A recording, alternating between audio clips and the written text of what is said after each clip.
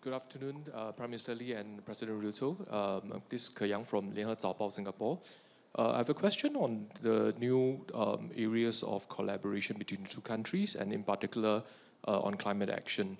With an MOU inked earlier on carbon credit.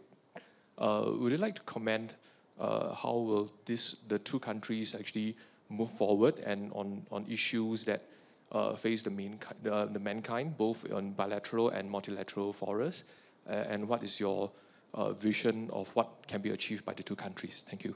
Precisely what Prime Minister Lee has said, that if there is one phenomena that is urgent and that poses an existential threat to humanity, it is climate change.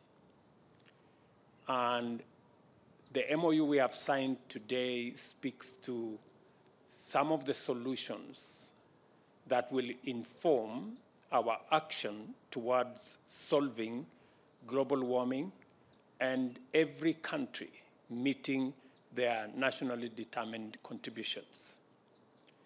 We are changing the conversation from one of finger pointing and blame game, and we are moving it away from who caused what. We are having a conversation about climate financing, about climate investment. How do we work together to ensure that we support Singapore to meet their nationally determined contribution, but in the process, they too help Kenya to manage the extreme situations that come with climate change in our region.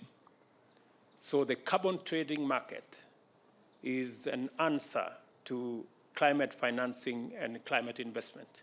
And that is the new paradigm, and that is the new space that Singapore and Kenya are leading.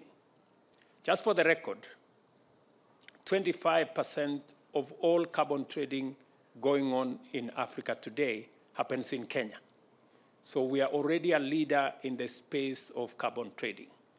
And the partnership that we're going to build with Singapore is not only going to speak to scaling up our carbon trading, because I already announced that our next biggest export from Kenya will be carbon credits.